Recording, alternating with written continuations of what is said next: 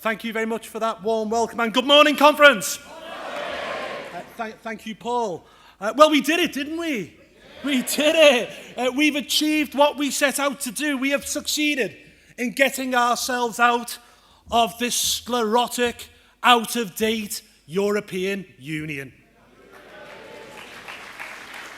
And aren't we getting off this juggernaut just at the right time? Only 48 hours ago, in the European Parliament, we heard the President of the European Commission, Jean-Claude Juncker, inform us that it's full steam ahead for a European army. When Nigel Farage warned of this back in 2014, Nick Clegg called him a dangerous fantasist. Some good it did him.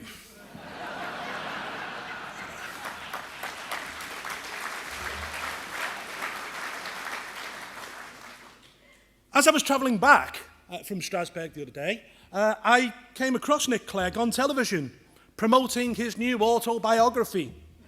Yes, he has crawled out from under that stone which he's been hiding. And they replayed some of his Brexit warnings. He literally just stopped short of warning of nuclear holocaust, a plague of locusts, and the murder of every first child born. It was Project Fear on turbo. It was clear, there and then, there was only one person living on Fantasy Island, and it isn't Nigel, and it isn't us, because we know as a country, we will go now from strength to strength, free from the shackles of our Brussels masters.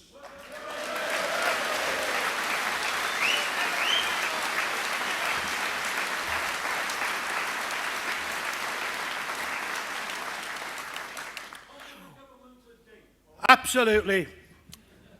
But we are all celebrating in our own little way. I'm doing it with my Brexit beard, which meant that no one recognised me last night. At least it lasted longer than Nigel's 1970s moustache. Now, on a serious note, we have achieved so much in such little time.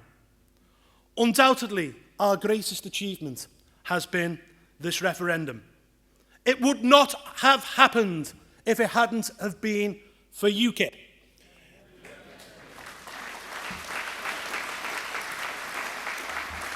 In 2013, we pushed the Prime Minister into offering a referendum that he never wanted to give. And why? Because UKIP was steadily rising in the polls and scoring local election wins all over the country.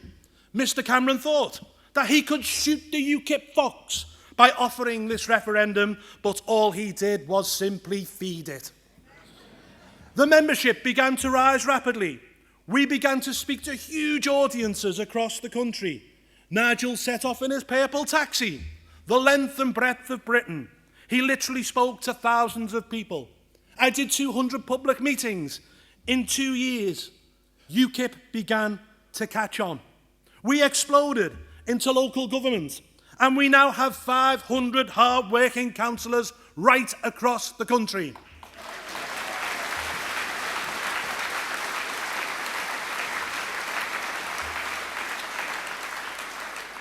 We forced the referendum, and you helped to win it. Brexit is yours. We and you were the foot soldiers. You manned the street stalls, you delivered the leaflets, and you got our country back.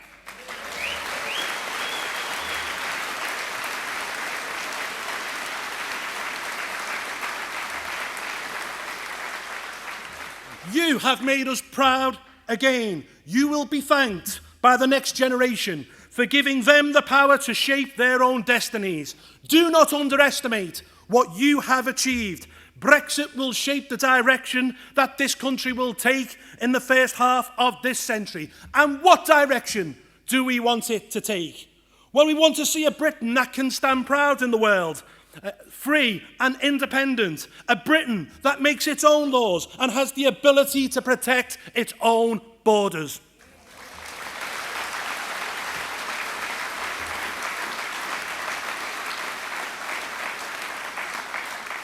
This means there can be no backsliding on Brexit. Any attempt to maintain freedom of movement of people will not be acceptable.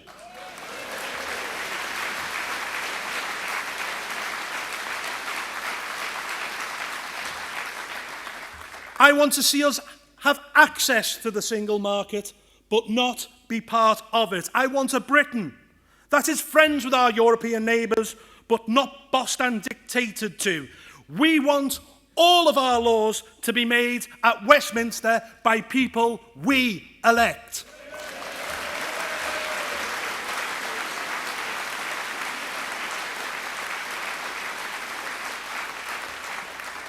I also want to see a Britain that looks to the emerging markets of the Far East and Asia and reignites its links with the Commonwealth, which we so shamelessly turned our back on in the 1970s.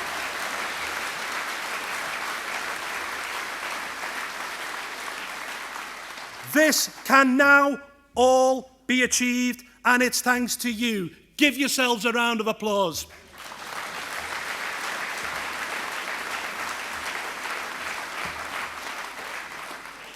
I stood on this very platform 8 years ago, and I said that I believed that UKIP's future lay as a party of the patriotic working class.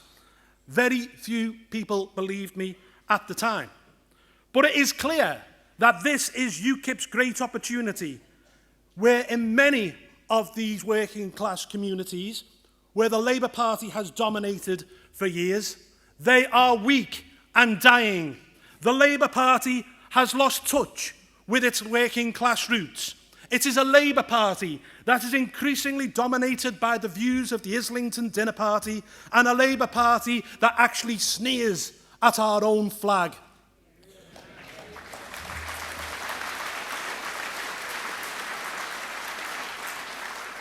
UKIP can make great strides in these areas as a party that wants to see firm border control, that wants to see prison sentences mean what they say, that wants to see all children of all classes get a fair start in life, and one that is prepared to put British people at the top of the pile.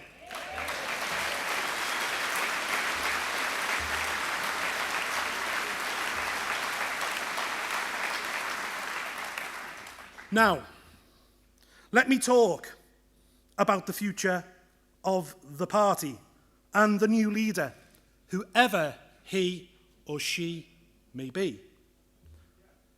I will be frank at this point, because I can be now. UKIP has not been a happy camp for over a year, and the animosity has spilt over into the media. No one has emerged from this with their head held high. The designation process between Leave.eu and Vote Leave created a cancer in the heart of the party and led to its leading lights using UKIP as a football. So much so that at this present moment, the party resembles a jigsaw that has been emptied onto the floor. The new leader must put it back together.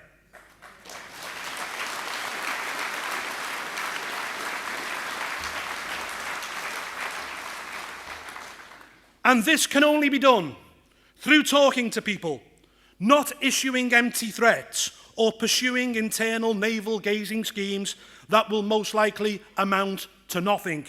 The opportunities are there.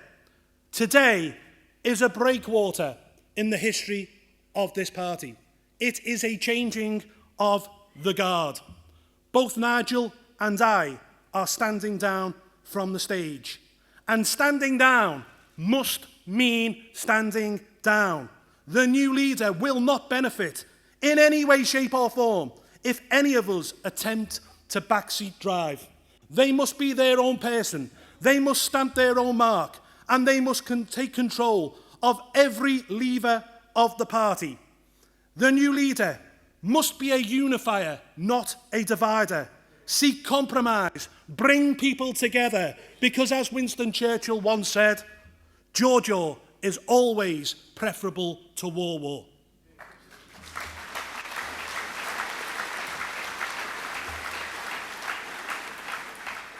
They must not lead what the Westminster journalists call a Faragista UKIP or a Carswellite UKIP. They must lead UKIP, a UKIP for everyone.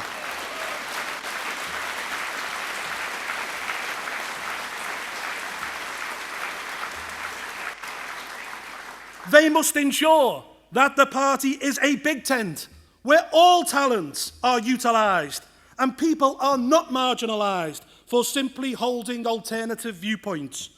I have always believed that the barometer of the maturity of any political party is how it deals with people who have different opinions. And this, unfortunately, is something we have failed to do well over the years. This must change, because if it doesn't, and the new leader continues to preside over the infighting we've seen over the past year, then I fear for the very future of our party. This is a great opportunity to put all that behind us, to look forwards and not backwards, to let bygones be bygones. The new leader has a clean slate, and my advice is this: look outwards and not inwards. Be optimistic and positive. Do not get bogged down in internal squabbling, and focus on fighting UKIP's enemies and not on fighting each other.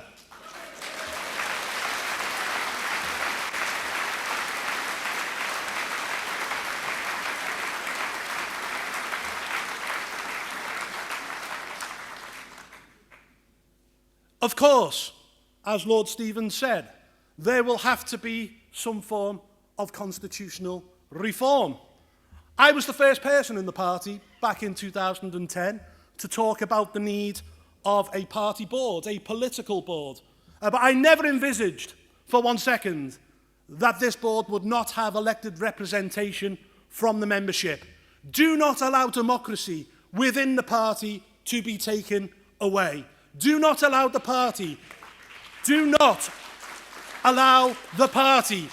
to become like the European Commission that you have destroyed. It needs to be accountable.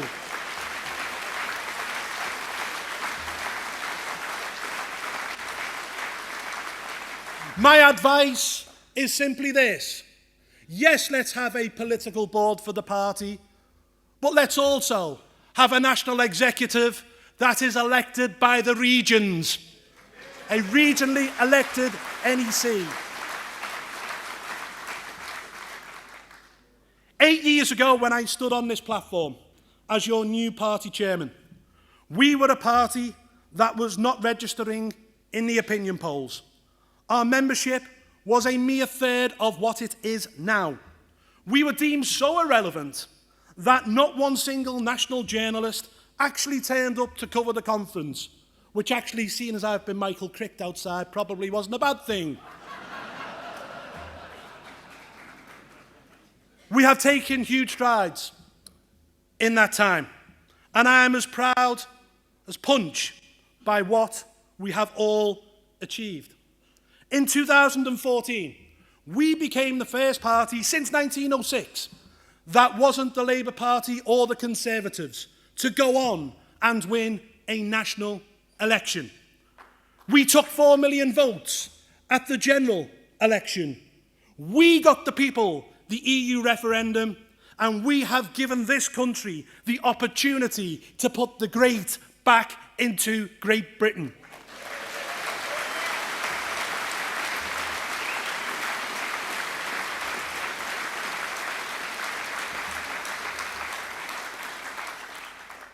It is fitting that it ends for me on the very spot where it all began.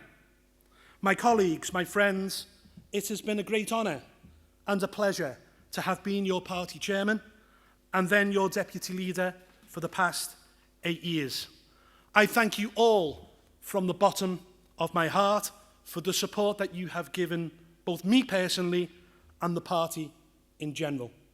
Never forget, you are its heart and lifeblood. Leaders and deputy leaders can come and go. None of us are indispensable.